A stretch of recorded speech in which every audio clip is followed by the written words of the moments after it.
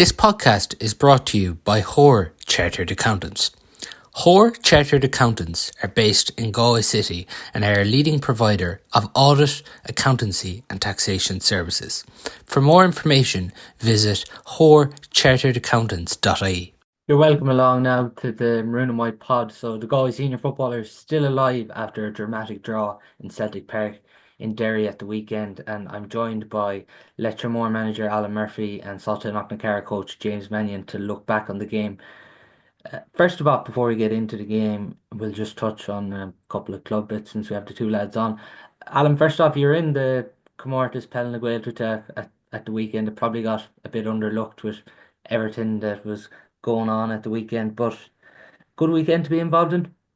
Look, it's an important one for the Gaeltacht clubs, and it was a good one. It was a nice bonding one in the end for us because of the fact that we went out early to a good Kilnamartyr team. So no, it was a good weekend, and it was kind of one to pin in where we were kind of we were preparing for that, and then kind of back down to basics now again for we'd say looking at the last league game and then going into a big game, which we'll say in a league semi-final. So it was a nice break, and it's a huge competition though. I mean, I've never been at it before, and I mean that the organisation levels and the amount of the footfall up there and teams involved and the quality as well was really high, like you know.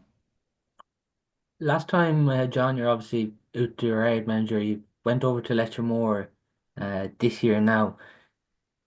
Have you seen the change in not having any county players gone now this year with Leitir? A good one. Yeah, well, you're not relying on anyone to come back anyway, or have the hope of anyone coming back. But no, you have what you have, and it's no, it's good. It's I suppose from the start you're able to you're able to go with a clean slate with everyone, but everyone else is there, and anyone that's going to be committed, like probably with the exception of Match's own Barrage, is away still, so he'll come back. But I think everyone else is nearly is on board. So no, I mean we're going okay at the moment, and I'm still obviously new to the scene in there, so still trying to assess everything and trying to put my own stamp on it, you know. And we've seen obviously you still do kind of have intercounty experience because nearly a lot of the Leitir team, for instance, they Yeah. played county underage at some stage.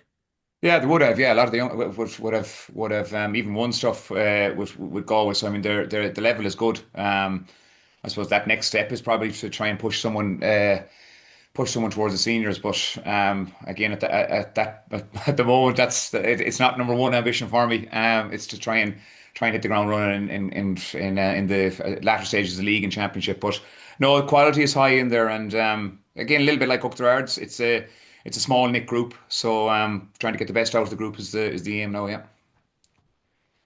James, for yourselves in Salthill, obviously a lot away again with the county. How is this time of year? Yeah, look, obviously having your county boys is it's unbelievable, but it has its challenges then. Like we're down six. But with that, you get the opportunity to blood so many younger players throughout the league, which is, geez, for us, it's unbelievable, especially now being back in Division 1.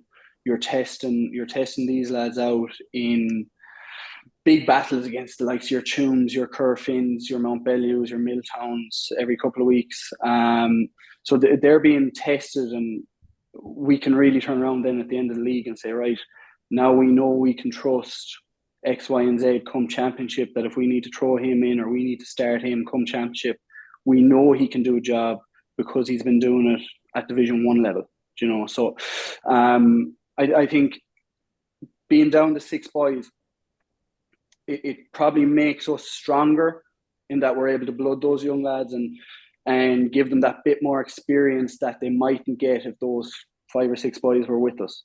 So obviously, look, it's a test, but I think when you weigh it up, the pros far outweigh the cons in having those boys in there and being able to blood the other boys.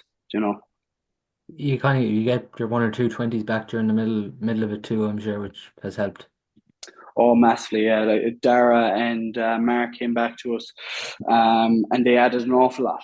You know, like they brought great energy. I think sometimes lads can come back from county scenes and they can nearly be tired or they could be looking for a break. But you know, we had the two boys come back and they were mad for road.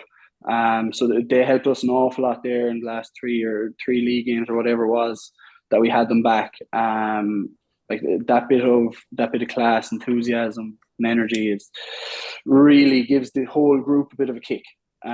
So they were huge for us coming back in, huge for us. And you know, like Dara hadn't played senior championship football. Mark played a little bit of senior championship football. So for those to get the experience at Division 1 level, is huge for them as well, going into senior championship where they want to put their hands up and try and grab jersey as well. Just before we get into the Galway Derry game, I'm fairly sure it's the last round of the league, if I'm not wrong there, but this weekend coming up. But league semi-finals then obviously coming up. James, like how do you feel overall the structure of the league is working in Galway? To be honest, I like it. I really like it. I think every game has weight on it. Because you can either finish in your top four and be in semi-finals, or you can be in your bottom four and be battling relegation. Do you know? So every game has something on it. Like for us, like we got up from Division 2. That was the first time going up playing Division 1 football since I think 2017. For us to be able to go up and get into a top four and now go into a semi-final against Tuam in a couple of weeks' time, like that's a huge experience for us. So we're thrilled with that. I think you look at other counties where they might have an all club league or whatever it is, where you might have 10 or 12 teams in a group. Like I think Roscommon is like that. I think it's similar up in Tyrone and so on. Like you can lose momentum in that very quickly because it's all very drawn out. Whereas we're 7 games, there's serious weight in every game. You know, you're really coming out of games and saying, right, those lads really stood up there today when the backs were against the wall. We needed to get a win to reach top 4 or stay out of the bottom 4, whatever it may be. So I enjoy it. And then I enjoy you go into your semi-finals, you have something to play for, or you're going into your relegation, you have the backs against the wall, you get to see a bit of character. So to be honest, I really enjoy the league. I think it's great. I think it can give you a nice building block going into your championship kind of campaign. Do you think it's working, Alan? Yeah, no, I'd agree with James. I think because it's smaller, it's a little bit more easier to manage. And I mean, you look at Dublin, and I think it was 16 teams in Division 1 or something like that, and they're playing games. We'd say they could be playing Wednesday, Saturday even at times. So no, this one is good because you're like, I mean, even this weekend, I know in a good few of the divisions coming, like there's teams that could jump from, we'll say, get fourth, which would be a competitive a semi-final, to going bottom of their division and being away in a relegation game, like so. Because there's less games and it's still everything in the melting pot now. Obviously, James knows who they have, and we have Anna down at home in a semi final. We're not lucky enough to win, but we just know the way it is. But they know it's a good structure, and the 2 up, 2 down works as well because you're not it's freshening it up every year, so it's not the kind of it's not one team getting out of the division and one team, and it's becoming stale. It's like Salthill and Knocknacarra, who I was with last year, obviously came out of that division, and Barron and Killanna, I think, went down from Division 1 last year. So there was a big change, like. Yeah, so for people who aren't aware, the draw is Monday, June 16th for the championship. Senior and intermediate draws will be made then. So that's when the clubs will find out who they have. But getting on to the Galway and Derry game, what a spectacle at the weekend, what a game of football. It finished in the end, Galway 4-14, Derry 2-20. James, still alive. Still alive. I think that's the most important thing coming out of the weekend. Like I don't think we're playing great football at the minute. We haven't been performing great. Yet we're still able to drag ourselves back into games, which is awfully important. Do you know, like you're 15 minutes left there last year, you're 7, 8 points down. You have Paul Conroy gone off the field, you have McDade gone off the field, you have Shane Walsh gone off the field, and yet we're still able to drag ourselves back into a game and get into a position where we could have won the game. So like that's huge, like that's great character. So like what that says to me is character's there. We have the bit of a bench now that can come in and get us close to winning games or whatever, and yet we're still playing maybe a little bit flat. So for me, that gives you great positivity in that you can say, right, if we click, geez, we could go anywhere. If we get all the players on the pitch and we click and we're highly intentful in what we're doing, we could go anywhere. But my fear now is, have we left ourselves with too much to do going into that final game where we need to go and we need to beat Armagh up and Cavan. So I think for the lads inside, these 2 weeks are going to be absolutely huge. It'll be the making or breaking of the year. Yeah, Alan, like there were stages when I looked on Sunday and I genuinely thought the game was gone when Derry went into that lead at the second half. Look, I mean, sure, if they were, I suppose Galway were within a kick of the ball of being out. I mean, they were out at one stage, obviously knowing the result from later on. But I mean, strange how things can happen. I mean, that was a long ball into the square, and maybe the whole thing is going to be flipped on its head. I mean, okay, Armagh is a tough one, but Armagh are through. Like, so, what'll they do? Will they be minding players? I mean, that's won't be their style, but they'll probably have to have a look at it. Just something that James came back on there. I mean, obviously all these players not being on the pitch when the game was in the melting pot, and I mean, but it reminded me of a bit of Dublin a few years ago. Like, I mean, all these scores towards the end were all subs that were coming on. I mean, the last I looked at it, and you were looking Johnny Heaney involved in the score, Comer, Cook, Malloy, um, Daly, 2 assists. Like, all these players that were after coming on, and it wasn't the usual suspects that were that were involved. Like, and that probably it means that Galway are in a good place as well in terms of that. Like, McDade has been really good, and then he wasn't even on the pitch when it mattered the last day. I mean, Keane Darcy and the Sam O'Neill one obviously was a strange one. I think like 18 minutes into the game and Sam O'Neill has gone off again. I thought he Was wasn't he bad. hard? Was he Say hard done by there? Got a good point. Won the kick out. He I was hard struggled done by. with He like was hard done by. I mean, okay, Glass was after getting 1-1 and Rogers was after getting a two-pointer. But arguably, I wouldn't say Sam O'Neill was involved in much of it in terms of being, I suppose, at fault, if you want to call it that. But maybe it was the easy option. But I just thought it was a difficult one, and it was tough for him because I actually thought he hadn't been the worst of them, if you want to put it that way. So that was tough, yeah. But yeah, look at it. I mean, go in now. Need to lick the wounds a little bit probably, and go. Okay, so we're still in it, and we're a win off being really, really in it. Like, yeah, on the just Sam O'Neill one there because there was a question, James, who came in from a good few people.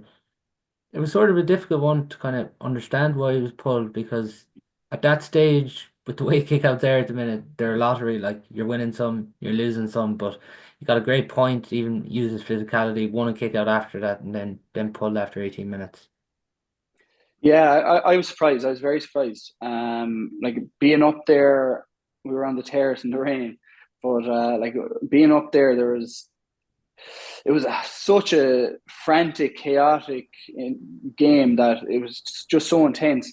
And I think for a young lad like that, for Sam, I think you need to give the likes of those lads a little bit more time to settle into a game like that. Like that would have been a level of intensity he wouldn't have come up against before. So for 18 minutes to be whipping him was, I thought, a bit early. Now I can understand it in a way as well. Park wanted to get Keane Darcy onto the field, and he thought that's the way to do it. Look at pros and cons. Darcy came in, he was brilliant. Like he kicked a point, he caught kick out after kick out. He was maybe a bit more of a presence in the middle than Sam was.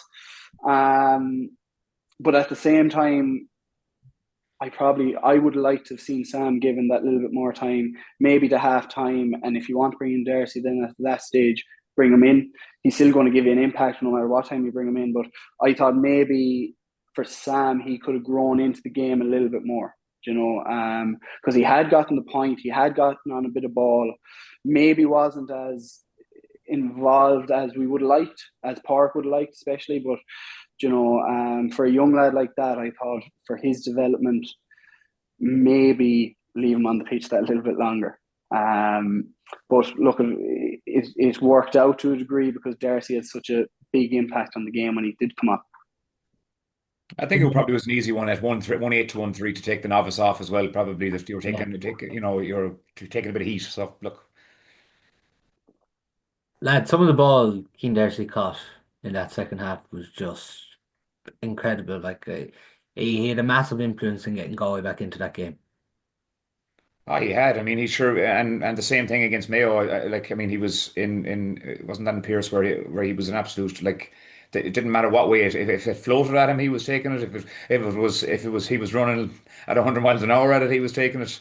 He's a phenomenal athlete. He has become a phenomenal athlete in comparison to the, and not being disrespectful to him, but to the player that was in Carl Strand X amount of years ago, and that probably had lost his way a little bit maybe.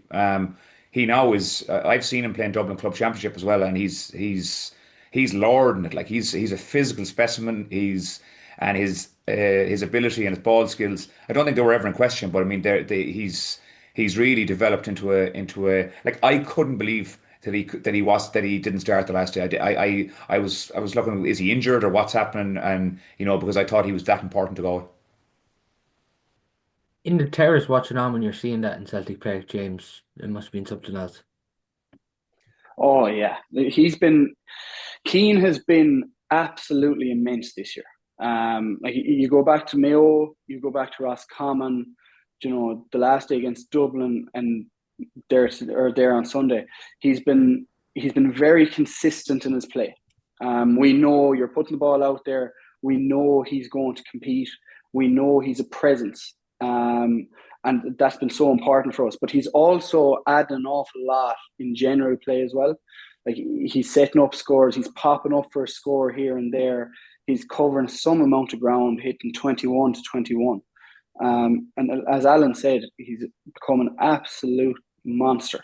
And I think Michael Dermot-Cawley there last year, the year before, was giving an interview maybe on TG Carr talking about, what an animal he was. And for Michael Dermot-Cawley to be saying that, that's a good backing to get.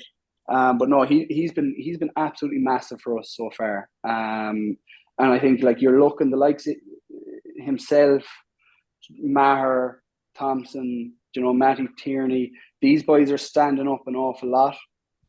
Maybe for us it's very lucky because say the likes of Paul Conroy hasn't been as influential as he was last year. And we probably need a little bit more from all these boys to kind of get us out of this flat time that we're in and really give us that fucking little bit of energy that we need going into Armagh and going on for the rest of the year.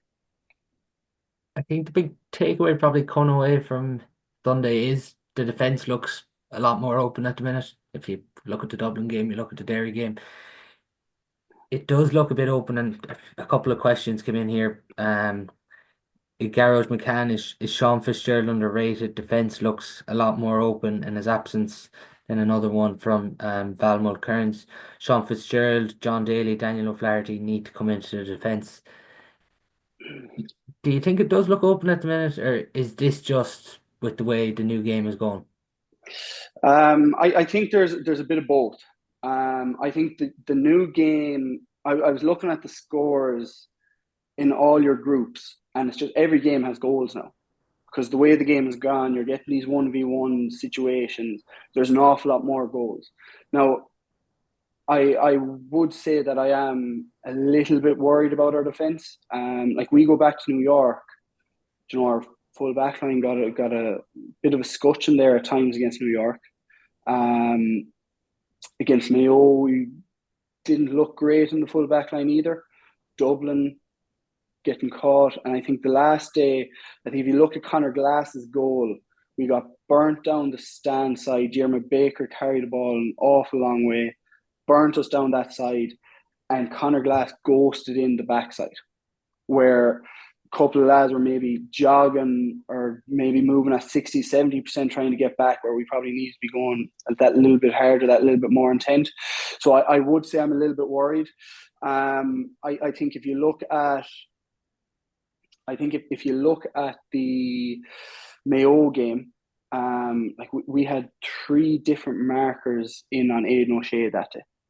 You know, Sean Fitzgerald started on him, he got whipped, and Sean Mulcairn went in on him. Then he got whipped, and Keane Hearn went in on him. You know, and Aidan O'Shea didn't have a great game that day, but he causes trouble. So I think if you're looking at all the games, New York, you know, Mayo, Dublin, Derry, there is a little bit of concern. Like we conceded 1-7 from the Derry full back line there last day, or from the full forward line. Now, albeit two of those were free, so you're looking at Niall Loughlin one. didn't score, but the amount of ball he won too, out in front of. Oh, Yeah. but huge, like, and I think you go back into our league as well. Now, I know David Clifford's an exception because he's one of the greatest of all time, but he had something unbelievable, like 30 odd possessions that day, winning the ball out in front and setting up scores. And I know it is harder as an inside back now that it's an awful lot of 1v1s, but it would be an area of concern for me going forward that we do look that bit open. Do we have the solutions on the bench? I don't know. I do believe like Keane Hearn and Daniel Flaherty could add a bit more there, but are they ready for the white hot heat of championship football in a full back line and 1v1 situations? I don't know about that. You know, but look at it, the way the game is now, it's made for an inside forward. It's made for these 1v1 situations when you have the ball in your hand. So it is leading to an awful lot more scores and an awful lot more goal opportunities that we're seeing across all the different, you know, leagues and championship groupings. Defensively, how do you see it, Alan? I think now Loughlin got 1-2 in the game, but defensively, I mean, okay, look at Jack Lane, I suppose, the last day. Jack Lane had a tough time the last day. You know, he had Ethan Doherty to start on until Ethan Doherty went off injured, and Ethan Doherty won a power ball, I thought, and set up a lot of play. And then it changed, and Lachlan Murray came on, and he had a different threat in terms of that. Lachlan Murray got 2 points on him within quick time, another set up score. So again, he had a tough day, and I know he had missed the previous day with sickness, I think. But I suppose the game has changed a lot. The game is so transitional now, that space is left 1v1, and it's a different dynamic than was there before in terms of packed defenses. Like you look at the goal, the big moments in the game the last day. I mean, people are arguing whether the ball was touched by who it was touched by when Matty Thompson grabbed the ball and kicked an unbelievable kick outside the boot kick pass, and Galway get their goal. Like, you know, the many other scores in the games are caused by, we'll say, the kick out.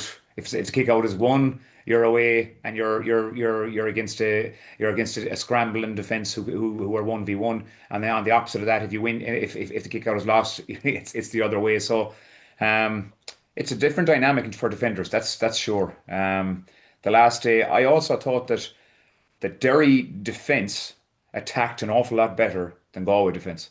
Like you had, I think James said that there, you had Baker bombing up the pitch. You had McAvoy bombing up the pitch. Baker set the one up for Glass, as you said, and McAvoy was a constant threat. Now the only flip on that was he was a constant threat, so much of a constant threat that Shane Walsh got his goal because of it, because he wasn't able to. He was gassed from going up and down the pitch, and then a lovely kick pass from Matty Thompson, and Walsh was 1v1 with him and turned him inside out and got the goal. So I mean, but I thought Derry did play it very well in terms of that, not breaching, but yet having different players going up and down the pitch. And one of the crucial scores actually of the game was I was looking at your man Toner did very well in the second half, but I think it was Keane Darcy that got his point in the game where Toner thought he was breaching and he was with Darcy and stopped and ran back inside his own half and he wasn't like. And then he looked had a look and he went, "Oh, I better go," and headed off after him again. But it was too late, and Darcy got the pop pass off Daly again, and it was a score. Just small moments like that.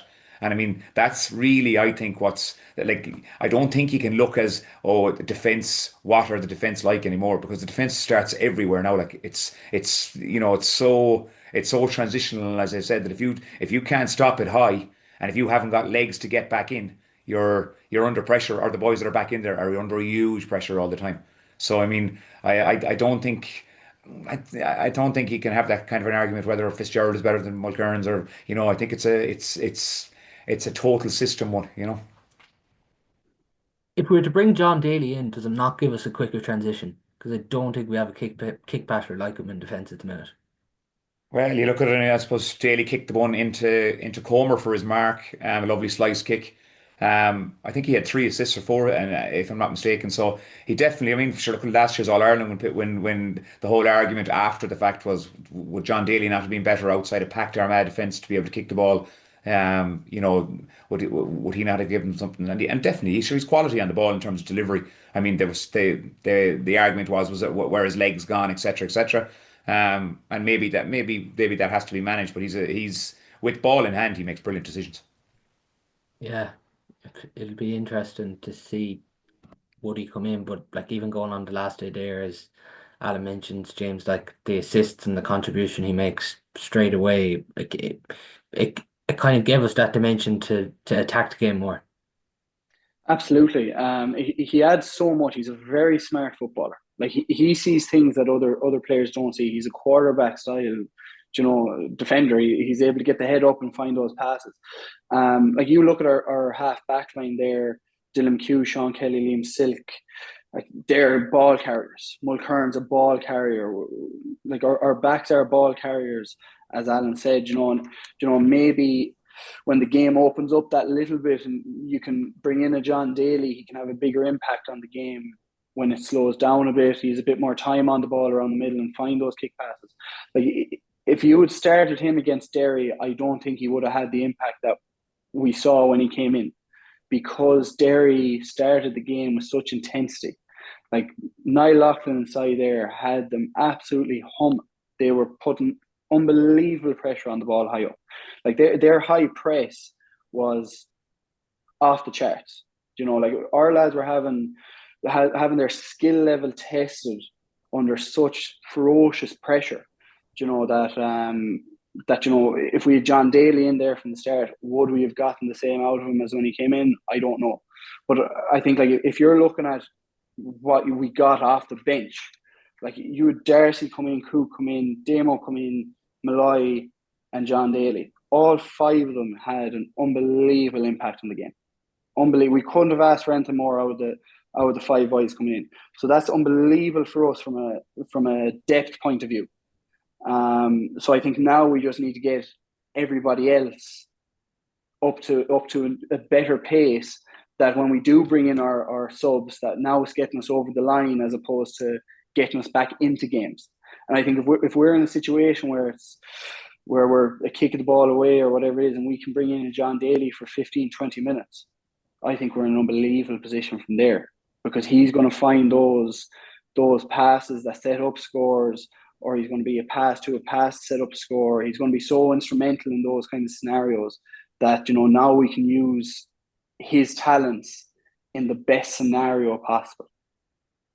Actually, I totally agree with you on the press as well, James, because Derry worked that hard that they were absolutely juiced with 15 minutes to go. The game was wide open. They were like, and I'm not being disrespectful to Galway, but I would say that's one of, if not the main reason that Galway got back into the game is because Derry were absolutely flattened. And as you're right, the Dailies in and these players, Johnny Heaney as well came on, like that can breach a line, and that they were only having to beat one player and feed a player on the loop, and that's where Cook's score came from. That's where that's where Darcy's score came from. Comer got the mark from Daly's Daly getting free play in the middle of the pitch and being able to pick out a player. And even the goal in the end, the goal that Malloy tried to, I think he tried to kick a 2-pointer as much as I can see. I mean, but it But was in two minds, wasn't he? yeah, it was Heaney, Malloy, and then obviously involving that two fresh players. And what happened after that with Maher and Maddie were the gods were looking down. I think at that stage because I mean the big one into the square. I think it hit the post even. It didn't it, when he punched it back. The two boys, the wasn't it McFall and McInnes, the keeper. They both went the wrong way after when it hit the post and it just fell. And that's I suppose that's one player we haven't mentioned to a huge degree, and when we are saying being very so composed on the ball, and that was Matty Thompson. And I know we said it, but 2 points in play, hugely influential in two of the goals with two brilliant assists from the sideline ball, as I said, they got them going, smart thinking, and the one for Shea Walsh. He's like, did anyone see this coming that quickly with him that he'd be this type of an influential player? Like I know the family, the big sporting family, and not only him is that good at sports. So I mean that it's phenomenal. I think what he's doing so quickly and so composed and so many possessions he gets. Like it's off the charts in terms of the amount of times he touches the ball. Like. Has someone already coming in with a question about Matty Thompson for Young Football of the Year? I'm not sure we'll go that far yet, but we we don't want to be putting that much pressure on him. But at the same time, like as you're mentioning there about Matthew Thompson, he's getting better every game.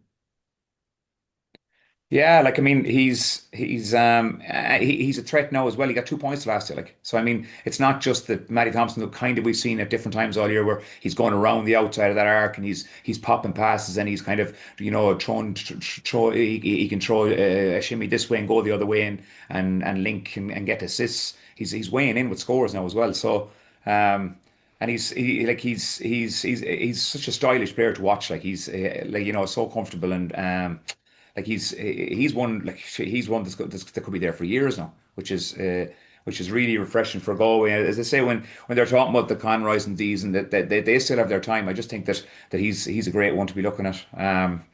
Just so I was thinking also on Derry the last time. I mean, like it must be an unbelievable blow for Derry. Like I was looking back and I didn't think I was like, geez, Derry or Derry, like they're strong. Derry haven't won a competitive game this year No, in league or championship. Like they yeah, had seven losses. Drew Galway Yeah, at home as well in the yeah. league as well as Seven losses and a draw to Galway, I think they've had. They must be they must be in such a bad place now. Like thinking, okay, we have to go to Dublin and to get to keep this on fire. Like, because you can see. I mean, Conor Glass, like the last time. I mean, well, what a player! Like, what a player! I mean, he's the form of 2 years ago is coming back, and I mean, he was unstoppable at times. Like even the final score of the last year, the Doherty got like it was three players rushed to Glass because they thought this lad is just phenomenal, and it was such a composed little pop into the pocket, and Doherty gets the score. Like he just makes brilliant decisions all the time. In fairness, yeah. Even when you're mentioning Matthew Thompson there last year, would have did a podcast with John O'Mahony, obviously the late John O'Mahony there, and he was on the podcast a couple of times, but he would have talked before last year's Connacht final about Matthew Thompson playing for the Galway seniors, and it's just funny the way it has worked out now. James, you obviously worked with him at club level. Are you surprised at all about how he's accelerated his development even in the last 2 months?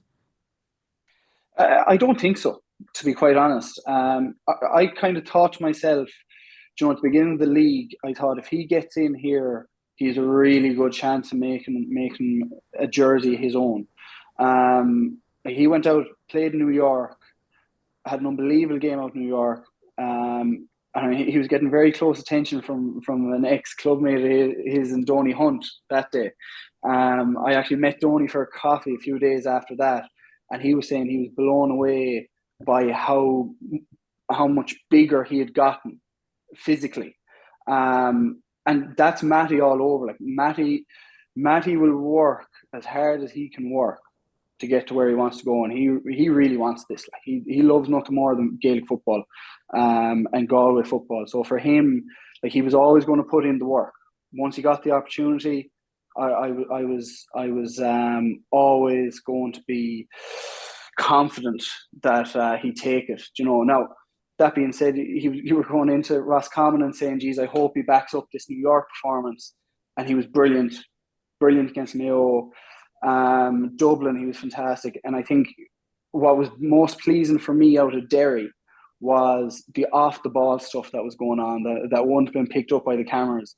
Himself and Rob got an awful going over, and Matty especially, like hits off the ball, kicks off the ball, physicality, and yet he still didn't go into his shell. He still went and got on a ton of possession, as Alan said. He dictated the game. He was composed. He's exactly what we need as a county at the minute.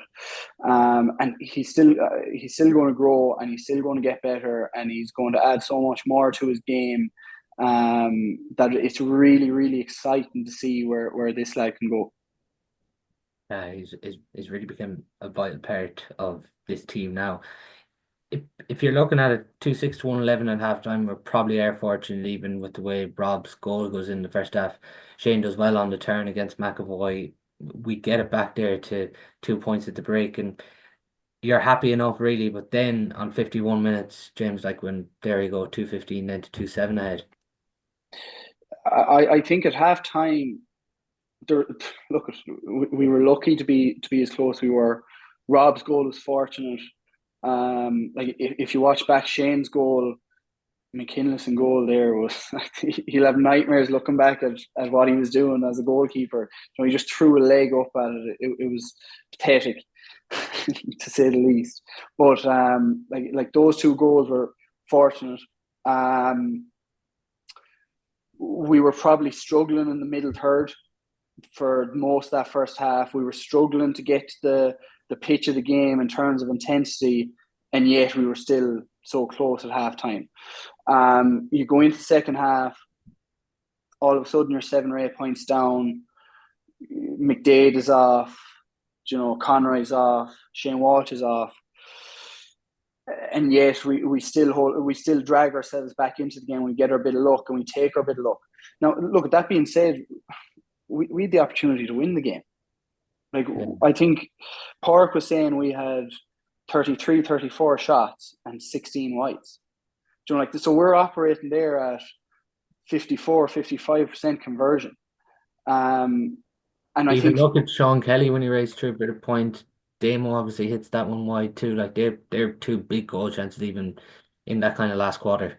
They are, absolutely. But I think what was worrying when you look at those at that kind of conversion rate is our decision making in an awful lot of our shots, where we were probably trying to force 2-pointers. And look, even Kieran Malloy's shot at the end that ended up in the goal, like it wasn't the right opportunity. It wasn't the right decision, I don't think. I think we have a tendency to force those 2-pointers at times, and I think it's going to be very interesting going into our championship and further down into the championship, and we're seeing our lads going to be as happy to try and take these 2-pointers when the eyes are on and the pressure's on, and kick of the ball is going to be the difference between years of hard work ending in an All-Ireland or not. Are we going to see lads as happy to take these 2-point opportunities? I thought now the last day we probably forced them an awful lot. I thought our game management was the poorest I've seen it in a long, long time, which is a little bit worrying. And I think when you look back at the stats there that Alan gave with regards Derry not having won a game this year, a competitive championship game, and I think you have to be disappointed when you think about that we couldn't beat that Derry team, although they have the class players like Conor Glass and your Dohertys and McGuiggans and all these boys. If we want to go and win All Ireland, I think we need to be beating Derry, and we need to be beating Derry by a few points. And I think we need to get more out of certain players. Like you look at Shane Walsh there. Shane Walsh isn't 100%. Watching him in the warm up, he wasn't moving freely. He wasn't 100%. Yes, he gave you the bit of magic like he did with that goal, but he's not impacting the game as much as we need him to impact the game for us to go and win All Ireland. we need Damien Comer on the field if we want to go and win All Ireland. Like we're probably, you look at what Matthew Thompson is doing for us, you look at what Matthew Tierney is doing for us, Rob Finnerty is our main shooter now this year. Like Matthew Tierney has 6 goals in this championship alone. If you look at Shane Walsh, he has eight goals in his career since 2013, championship goals. So that's a scary enough number. So maybe we need a little bit more out of your Shanes. We need to get Damien back on the field, get more out of him. Need Paul Conroy to get closer to his form of last year. And we need everybody else, getting us out of this flat kind of period that we're in if we really want to go and win All Ireland. I think we do. I think Pádraig wanted to win All Ireland when he came in 2019. I think we need more if we're going to go and do what we want to do. And when you look back at it, we probably should have beaten Derry when you look back at all the wides we had. And we have to be disappointed. Someone we haven't really mentioned, Alan, Matthew Tierney steps up massively in that last quarter with the 2 goals. He does, yeah. And I mean, he has 6 goals and 10 points this year in championship. I think he's in the top 4 in terms of scoring from play, along with Rob Finnerty. I think Rob Finnerty has, I wrote it down, 219. He has 219 from play and 227 in total, and Matthew has 5-4 from play. I mean, do you think this is Matthew's best season for Galway? Consistency wise, yes, probably, and now doing it against the stronger counties. I know he had a really good Connacht there. Was it last year or the previous year where I think he got a big score against either London or New York. I can't remember which one it was, but I think so now. Now he's becoming he's arguably a better player when some of the recognised better players aren't on the pitch. I think maybe at times. Just to echo what James is saying there in terms of, well, you need all these players on the pitch to win Ireland, and I think if there's one flaw in Galway at the moment is that they probably don't know what their best team is, and they probably don't know what their best team is at the time that they need their best team. And what I mean about that is when they need to win the game the last day, Conroy's off the pitch, McDade's off the pitch, Comer's where he's at. What about flipping the thing on that and going, well, what would Paul Conroy be like bringing him on for 25 minutes or half an hour? What would he be like? What would, I mean, rather than, I suppose, then looking at it, well, you need to start these players.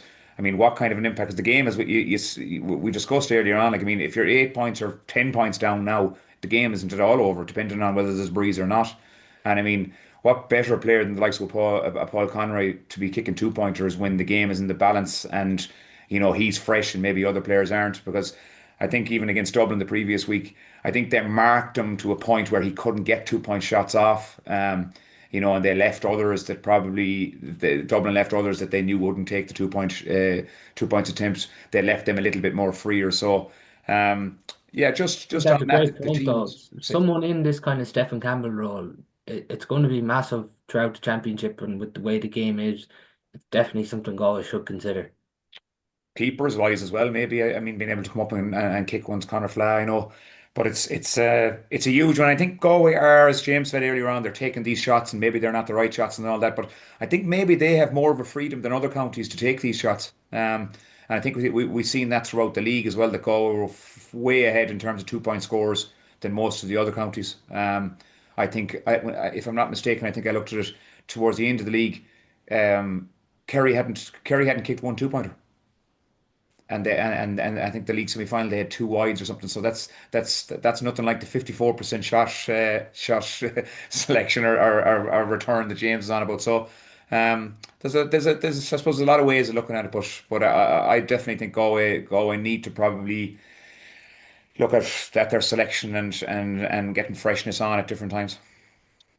Just before we kind of discuss that and the kind of Armagh game now, looking ahead to it's obviously Saturday week in Breffni Park at 6:30 live on GA Plus, Galway and Armagh in the final stage.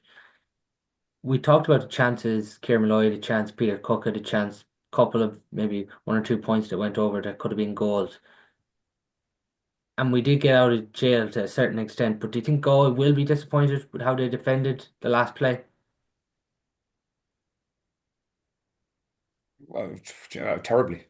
I mean, if Because you like look at Glass is the one player you just couldn't leave free that day. Like as you mentioned, it was an incredible performance. agreed, you couldn't leave him free, but if you actually look back at it, that they left him free to get possession, and then three players went to him. Within 55 yards of the Galway goal, three players went to close him down, and it was, I won't say it was the simplest pop pass ever, but it was a very achievable one for Conor Glass to make. I mean, and they panicked a little bit when they saw Glass. That they bought into the hype and they went, "Oh, this guy is he'll do us in the end."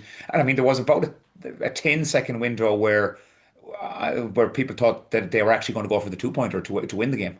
Um, you know, Goal was potentially on too. Like yeah, it was, yeah. But as I said, Doherty popped up and just and took an easy score, but it was poor defending, and it was transitional defending where it was chaos, it was scrambling back, and it was they probably need to brush up on that a little bit because they let the ball go centrally when Glass was wide. They should have kept him going wide, and they allowed him to go central with it to pop right inside the arc, like. on it, James, can Galway take something now from this character of being dead and buried and getting themselves back into the game? Oh, absolutely. Like it's it'll be very easy when you're 10, 15 minutes to go, you're 7 points down, your leaders are off the field, um, to kind of go through the motions and not get the result. Like the character shown there to get to a point where you could have won the game, should have won the game with the wides that we kicked in that 15-minute period, 20-minute period, whatever it was. Like there's definite positives in that.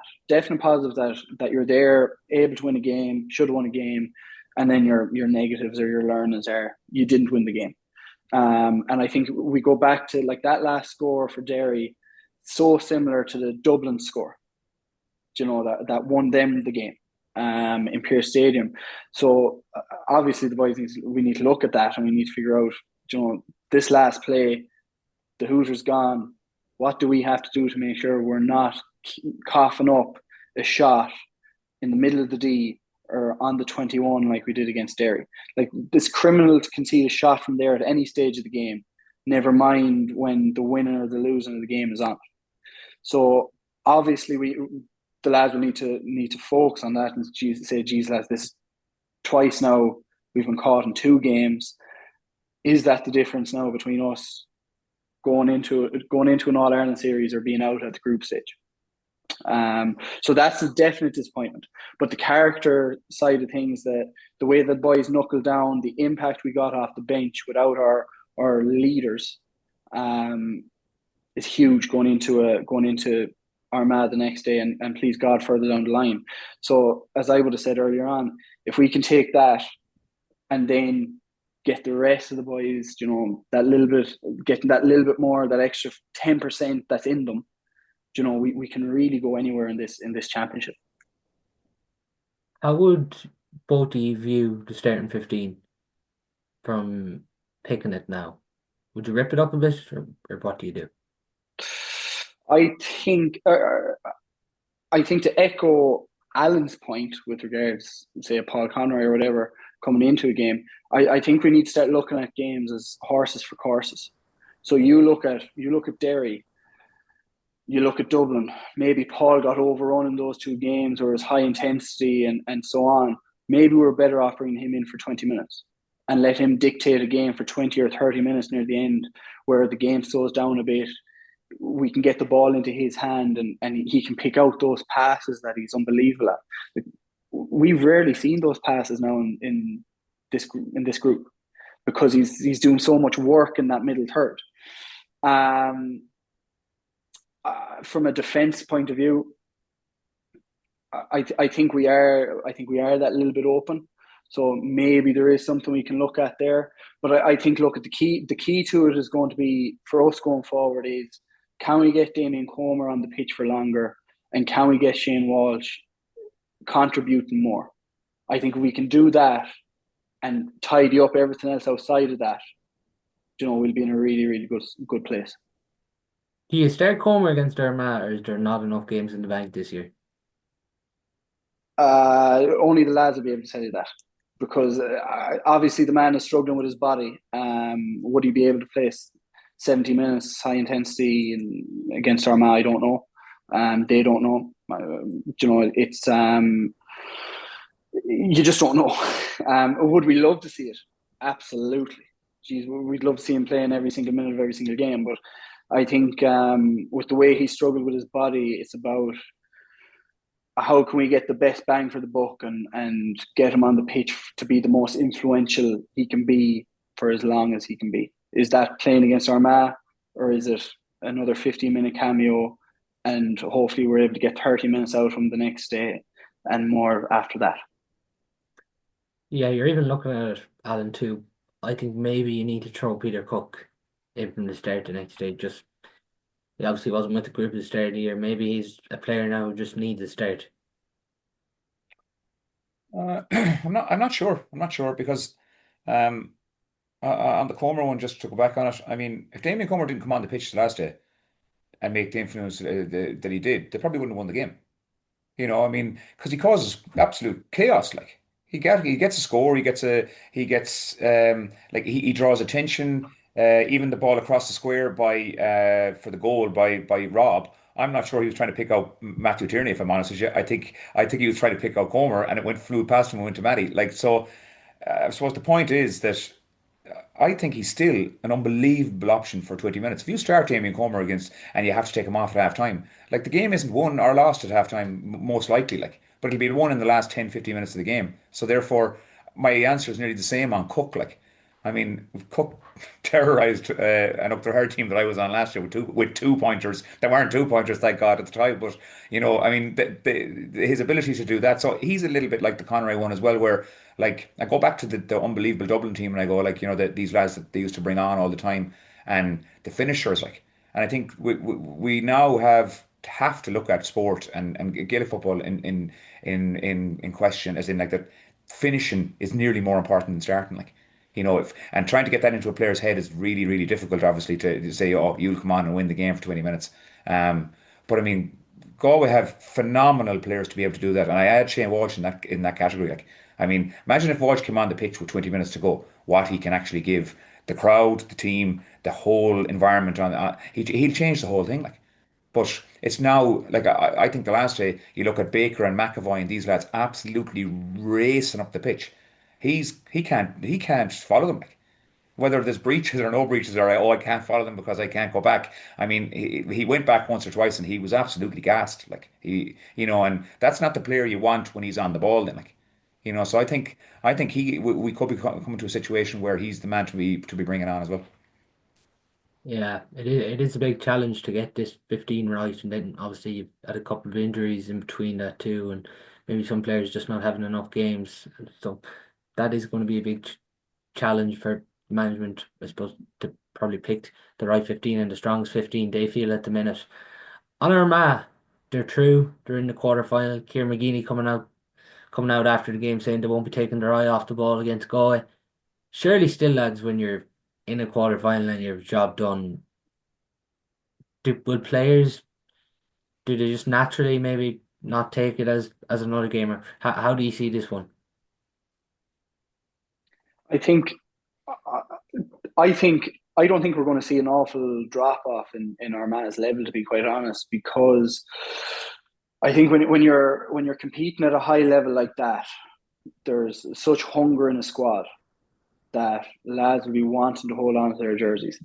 Now, obviously, we have good history with Armagh over the last few years as well. That there'll be no love lost either. So I think they'll be wanting to go out and they'll be wanting to win, and they'll be wanting.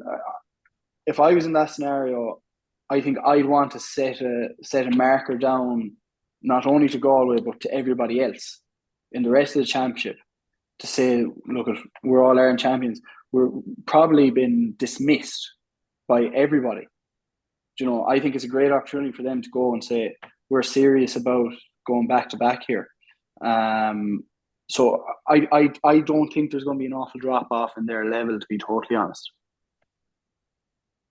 Even if you're looking at this table at the minute, Armagh 4 points, they're in the All Ireland quarter final. They're going to be top seeds. Dublin 2 points -4, but say if Dublin were to draw against Derry and Galway were to win, Dublin will get Galway then on the head-to-head, and if Dublin win, their circumstances where Galway can only finish third. But then if Derry were to beat Dublin and Galway win, Galway get second place and get a home preliminary quarter final. Do you see the other game as a toss of a coin between Derry Dublin at the minute? I would. I would.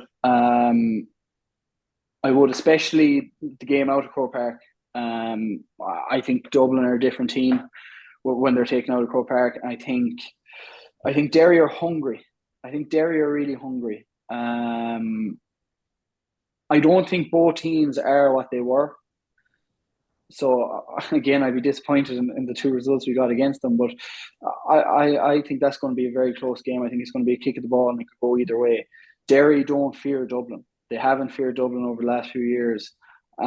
So it can really go either way.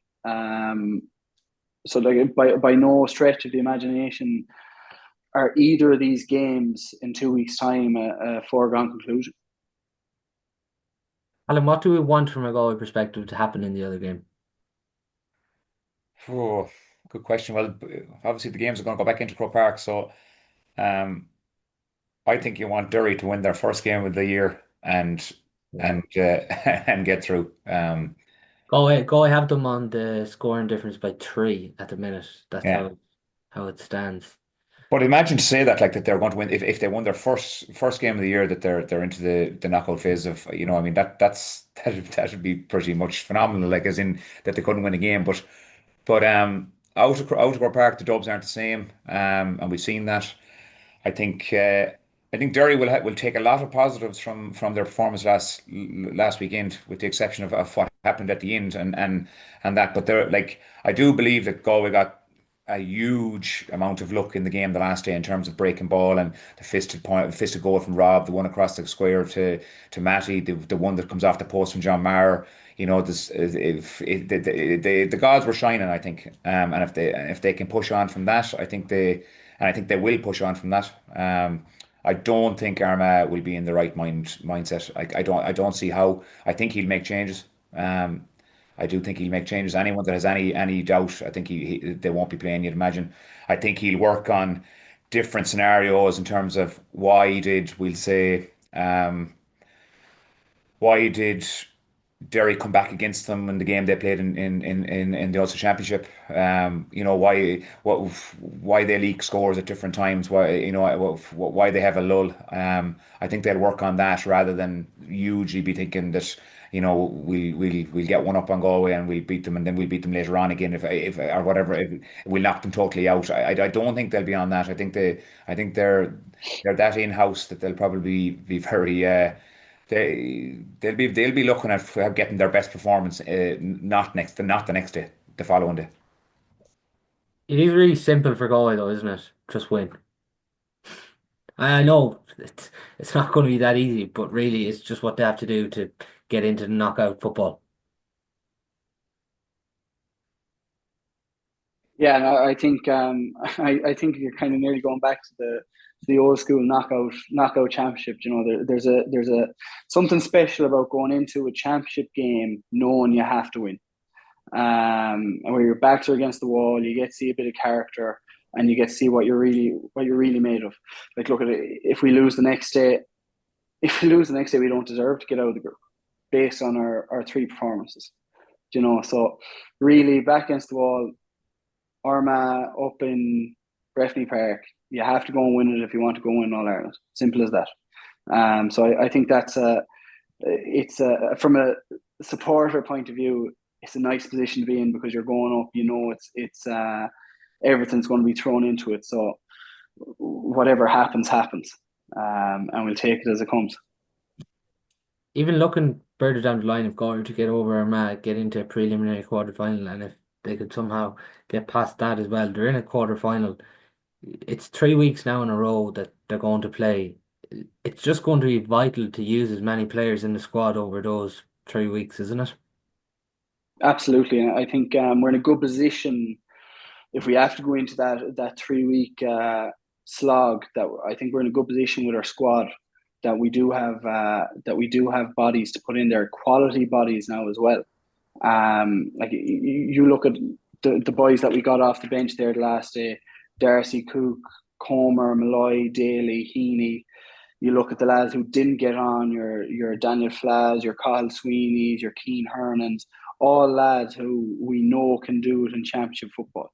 So I think we're in a really good position if we do end up in that 3 week slog, that we have a squad that we're able to use and keep lads fresh with regards game time and so on. But I think we're probably one of the better placed squads in the country to go into that 3 week period. Yeah, it's fairly demanding, Alan. And at this stage, even if you're looking, if Galway can get to the last eight, we're not saying they're going to or anything yet, but Kerry or Donegal's probably coming in a quarter final now. It's fairly likely.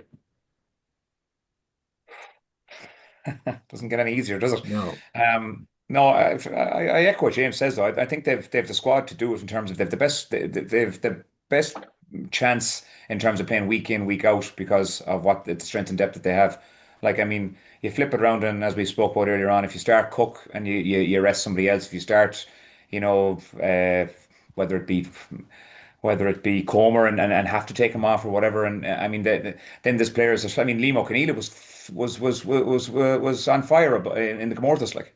You know, I mean, and obviously was allowed to play it. I mean, he's one that has featured all year and has been in and out. I mean, you know, so that there's loads of strength and depth. So I wouldn't fear that. But it's a huge game next week. I mean, there's nobody looking at Kerry or Derry or Kerry or Donegal yet. I mean, the whole thing could be over as quick as that if the performance level isn't through the roof, you know, against Armagh. And I think they'll get over Armagh. I do. I think Galway will beat Armagh because of the circumstances. I'd nearly prefer the Armagh one than the other one, to be honest. Trying to win it. I think it's set up for them to win. Yeah. I'm going to finish with a nice, easy question for both of you. Um, can Galway still win the All Ireland? Yes, absolutely. I think I echo what Alan said. I do believe we're going to win against Armagh. I think we'd be coming into knockout football then at that stage, having not shown ourselves, having not gotten an awful lot out of everybody. So I think we're in a good position that if we can build, that we can go anywhere. And I think, look, if you're coming out of this group, you've shown a lot of character, especially after the first two games. And I think the quality is there. Like, there's very few squads in the country with the quality that we have from a footballing sense. I think we've in the last couple of years, we've developed a great physicality about us. And I think now we've developed a bench that has both the footballing qualities and the physical qualities that you need to go and get you over the line. I think the potential is definitely there, but whether we go and do it is a totally different question. Is the Mayo man going to tip Galway to win the All Ireland? You said, can they win the All Ireland? They can definitely win the All Ireland. If Mayo can go to Tyrone after what has happened to Beat the Road, Galway can win the All Ireland. And I think that, to be honest, I expect them to be in them last phases. I know it's been a bit bumpy, but no, I expect them to. I expect them to take a big scalp yet, and that's not the Armagh one. To beating Armagh to get through it, I expect Galway to take a big scalp, and then they're nearly there, you know. Yeah, so next game now for Galway is the 14th of June, Breffni Park, 6:30, Dublin Derry, same time, 6:30, both live in GA Plus. But that's all we do have time for on today's show. Thanks to James and Alan for coming on.